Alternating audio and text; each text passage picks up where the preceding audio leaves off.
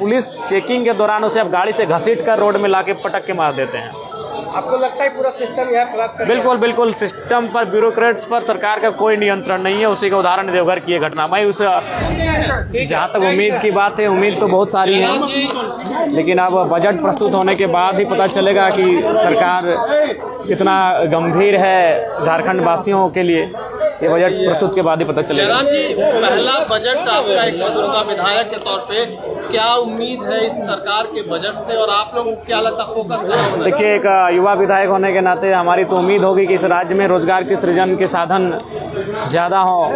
जो युवा जिन पर वादा भी सरकार ने किया था, जो ग्रेजुएट होंगे उनको 5,000, जो पोस्ट ग्रेजुएट उनको 7,000, ऐसे बहुत सारे वादे थे। तो मेरे हिसाब से युवाओं को पर विशेष ध्यान देने की आवश्यकता है सरकार को, और उसी का आस लगा युवा इस बजट को आज निहार रहे हैं। तो उम्मीद लगा कर बैठे हैं कि बजट में उनके लिए कुछ विशेष होगा, गांव गरीब किसान के लिए विशेष हो। जयराम जी, ये तो पुराने वाले मैनिफेस्टो में था, नए वाला तो है भी नहीं उन लोग में। देखिए, हमें लगता है पुराना वाला ही मैनिफेस्टो कम से कम इन्हें दोहरा देना चाहिए। पुराना जो 5 साल का काम रहा है उसमें लगभग अधिकांश वादे अधूरे रहे हैं। उन्हीं वादों को धीरे धीरे पूरा करने की आवश्यकता है। अच्छा, सरकार का कहना है कि ग्रामीण अर्थव्यवस्था को बेहतरीन बनाने की दिशा में सरकार जो है वो बजट पेश करेगी। देखिए, ग्रामीण अर्थव्यवस्था की अगर बात करते हैं तो आपको कृषि, आपको लघु उद्योग, कुटीर उद्योग पर बात करनी होगी। जो प्रवास की संख्या बढ़ रही है उसे नियंत्रण करने की बात होगी। तो देखते हैं इस बजट के माध्यम से वास्तव में सरकार जो कह रही है उसे धरातल पर कर रही है कि नहीं, ये हम लोग देखेंगे।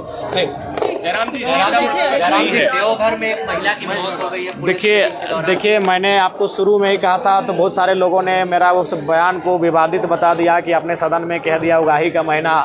वास्तव में उस पुलिस पर नहीं, पूरे सिस्टम पर आप सवाल कीजिए, क्योंकि मैंने पहले आपको कहा ये उगाही का महीना है, उन पर दबाव है। और देखिए, आज उनके लोभ लालच के कारण आज एक महिला की इसमें क्या कसूर था भाई? ये तो पहली बार हमें लग रहा है कि हिंदुस्तान में हुआ होगा कि पुलिस चेकिंग के दौरान उसे अब गाड़ी से घसीट कर रोड में लाके पटक के मार देते हैं।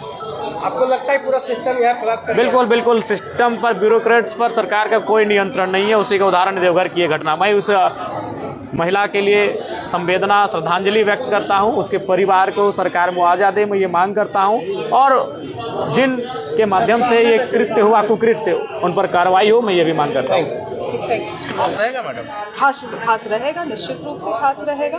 और उससे भी खास ये है कि पूर्व में जो चीज़ें सफल रही हैं कृषि विभाग में, उन चीज़ों को और बृहद स्तर पे हम लोग कैसे करें, उस पर भी हमारा ध्यान रहेगा। मैडम, इसी को लेकर लगातार फोकस रहा है झारखंड सरकार का, हेमंत सरकार का। कितनी उम्मीदें और हैं आप लोगों को कृषि को? देखिए, 2019 से पहले तो ये मंत्रालय एग्जिस्ट तक नहीं करता था। एग्जिस्ट नहीं करता था मतलब केवल कागज में था, कुछ काम नहीं आप देख पाते थे। मगर अब आप देखेंगे, पिछले 5 साल को उठा के देख लीजिए, या मैं आशा करती हूँ कि मेरे भी कार्यकाल में हम लोग कुछ ठोस ऐसा कर पाएंगे जिसको हम लोग अपने पूरे राज्य में शोकेस कर सकें। शोकेस करने के लिए हमारे पास केस स्टडीज रहे, ऐसे तमाम चीज़ें हुई हैं। आज बजट में भी आप उसको देखेंगे, और साथ ही साथ हमारा जिस दिन वाद विवाद रहेगा तो निश्चित रूप से उन उपलब्धियों को भी हम पटल में रखने का काम करेंगे। जो ये रिम्स 2 बन रहा है, उसको लेकर के बीए के कुलपति ने आपत्ति जताई है कि हम लोग की यूनिवर्सिटी की मान्यता खतरे में पड़ जाएगी। जितना जमीन हम लोग का है वो ऐसे ही कम है। देखिए, रिम्स 2 तो बनना चाहिए, बिल्कुल। जो अभी वर्तमान में हमारा राजधानी में रिम्स है उसमें बहुत ज़्यादा भार है। केवल इस राज्य से नहीं, लोग छत्तीसगढ़ और उड़ीसा से भी और बंगाल से भी आ रहे हैं इस रिम्स में। इसीलिए हम लोगों का बिल्कुल विचार है कि रिम्स 2 बने, मगर उसके लिए कहाँ बनेगा वो अभी वो सर्वे हो रहा है। अभी कोई ठोस निर्णय नहीं लिया गया, इसलिए इसमें कोई कमेंट नहीं करूंगी। बीए बचा रहेगा ना मैडम? भाई, वो हमारा शान है, हमारा गौरव है, बिल्कुल वो बचा रहेगा। और उसको कभी माननीय मुख्यमंत्री बिल्कुल एक खरोच तक नहीं आने देंगे। प्रॉमिस लिए डेयरी विभाग के बारे में मैडम एक शिकायत आ रही है कि डेयरी के जो उत्पादक हैं या डेयरी के जो व्यवसाय करना चाहते हैं, ऐसे जो एप्लीकेंट होते हैं, तो उन्हें कहा जाता है कि अपने जिला से अप्लाई कीजिए, जबकि बाजार जो है से दूसरे जगह, मान लीजिए सिमडेगा में व्यक्ति है और डेयरी का उद्योग करना चाहता है, आदिवासी मूलवासी समाज से आता है, और उसे कहा जाता है कि नहीं से तो यहाँ तो बाजार नहीं है, रांची में कीजिए। तो उसे तो फिर डेयरी नहीं ऐसा आप मतलब आप क्या दूध उत्पादन का बात कर रहे हैं? डेयरी दूध उत्पादन में तो कोई समस्या नहीं है। इनफैक्ट हमारी पूर्व में जो हमारी सरकार थी तो हम लोगों ने जो बोनस पैसा देने का था वो 1 रुपया से 2 रुपया 2 रुपये से 3 रुपया डेयरी के लिए, डेयरी प्रबंधन के लिए, डेयरी के व्यवसाय के लिए यदि आदिवासी समाज की ओर से अप्लाई किया जाता है तो उन्हें कहा जाता है कि अपने जिले से अप्लाई कीजिए, जबकि उनके जिले में तो उस तरह का बाजार है ही नहीं है। वो तो अपने जिले से उस देखिए तो कहीं ना कहीं ये सरकार आज इतना गिर गई है। अरे कुर्सी बचाने के लिए इतना मत गिरिए कि कोई महिला बैठी है उसको पीछे से झपाटा मार करके बाज के जैसे आग गड़ाए कि कहां से हमें एक गलती ढूंढने के लिए मतलब उसका एकदम पकड़ ले। आप जगह बनाइए जहां पर कि मोटरसाइकिल रुके, गाड़ी रुके। हम ये नहीं कह रहे कि गलत को आप साथ दीजिए, लेकिन वो महिला गिर जाती है देवघर में और उसकी मौत हो जाती है, उसका जिम्मेवार कौन है? क्या वो बच्चे अनाथ हो गए आज उसको वो मार दे पाएंगे ये सरकार? एक आतंकवादी को आप नहीं पकड़ पाते हैं, भ्रष्टाचारी पर लगाम नहीं है, लॉ एंड ऑर्डर आपका ध्वस्त है और जा करके ऐसे एक का बात करके मैया सम्मान योजना उसमें भी बंद किया गया है पैसा। और अभी जो सरकार महिलाओं के लिए बोलता है कि हम हक देने के लेके अभी वहाँ के तत्कालीन सीओ दर्जनों महिला के साथ पीड़ित किया है, जिसमें 2 महिला लोग लिखित रूप से दिया है, लेकिन अभी तक सीओ को कोई कार्रवाई नहीं हो रहा है।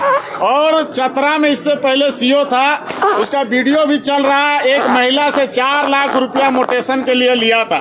आप लोग लगातार सभी न्यूज में देख रहे हैं, मीडिया के द्वारा चल रहा है। और हम प्रश्न काल में भी सीओ का डाले थे, उसमें किसी तरह का जो प्रश्न का आंसर दिया गया उसमें हम संतुष्ट नहीं हैं।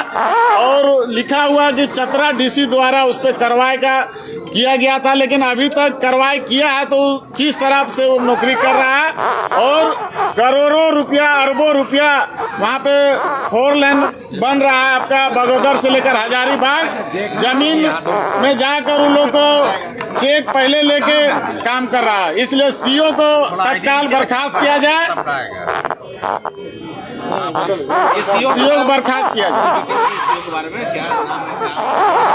बिशुनगढ़ का सीओ है, हम बिशुनगढ़ का सीओ है और मेरा ही विधानसभा का मामला है, मांडू विधानसभा का। और इससे पहले भी चतरा, नाम उसका भी हम नहीं जान रहे, लेकिन मेरा पास महिला लोग आया, सीओ बिशुनगढ़ का है। आरोप लगाया उन लोग के साथ आपका यौन पीड़ित किया जा रहा है और मोटेशन के नाम पे रात में बुलाया जाता है, होटल में बुलाया जाता है, उसके बाद होटल में गलत काम करने का प्रलोभन दिया जाता है। ये सारठ का क्या मामला है? सारठ में पुलिस द्वारा चेकिंग किया जा रहा था, साड़ी पकड़ा तो वहीं पे मोटरसाइकिल से महिला गिरा और वहीं पे मृत्यु हुआ है। महिला को मुआवजा और नौकरी देने का हम मांग करते हैं। और वैसे पुलिस पे जो जांच के नाम पे रोक सकता है, लेकिन किसी का साड़ी या पल्लू ने पकड़ के नीचे फेंक सकता है, इसलिए वैसे पुलिसकर्मी को बर्खास्त किया जाए और नौकरी दिया जाए उस परिवार को। बिल्कुल। तो देखिए ये आंसू के विधायक लीजिए